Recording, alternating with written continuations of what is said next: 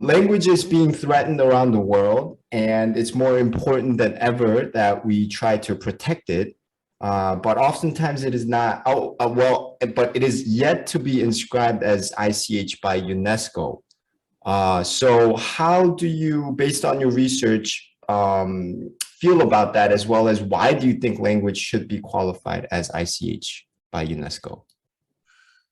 Firstly, unlike land, language you cannot touch. So when it comes to the basic meaning of intangible, language definitely falls under the category of intangible. You cannot touch a language.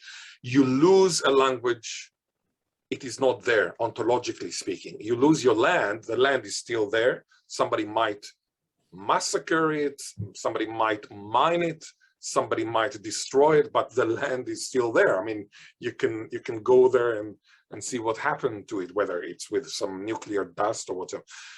When you lose a language, you lose everything. You lose your cultural autonomy, which is intangible. You lose your intellectual sovereignty, which is intangible. You lose your spirituality, which is intangible.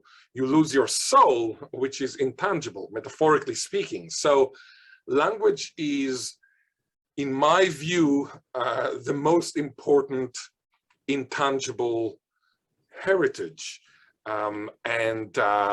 You might say, you know, I am biased because I'm a linguist, so I put languages at the center, but I've discovered that when I work with minority people, with indigenous people, with Aboriginal people, in language, about language, they feel much more empowered compared with if I work with them in soccer or in sport or in even dance. And the reason is that the language includes so many other intangible components. So it is kind of a higher level when it comes to intangibility, because it is intangible, but it also encodes many other intangibilities. So for example, in Bangla, the Aboriginal language that I'm currently reclaiming together with the Bangla community of Eyre Peninsula, Port Augusta, Whyalla, Port Lincoln, these are the places within Eyre Peninsula, which is in South Australia, which is Australia. So when I drive from Adelaide to Port Lincoln, it might take me 7 hours to drive, but I can fly. It would take me 35 minutes because it's a little bit kind of like that.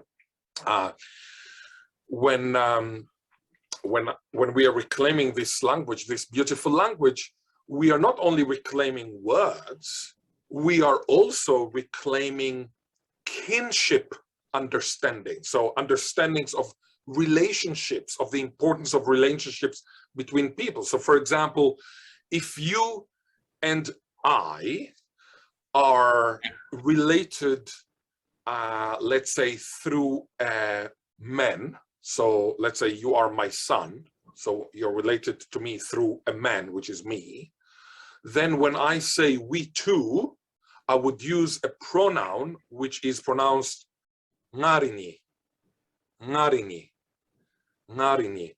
But if you and I are related to each other through a woman, for example, you are the son of my sister, so she is the link between us, a woman, then we too, I would never use ngarini, I would use ngadlaga, ngadlaga, ngadlaga. In other words, by reclaiming the Bangla language, I understand now another component which is intangible within the Bangla Aboriginal culture.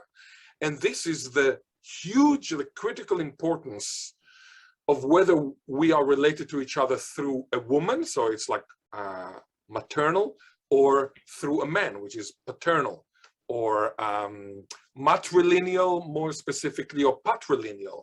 So this is not just language, this is about many other intangible cultural heritages. So to sum up my answer to your very important question, I think UNESCO ought to decide that language is intangible cultural heritage, because not only it is, but also it encodes many other ICHs within it. And without the language, you would actually never have access to that intangible cultural heritage. So it is a fortiori, it's like, let alone language, it must be ICH, or intangible cultural heritage, ICH.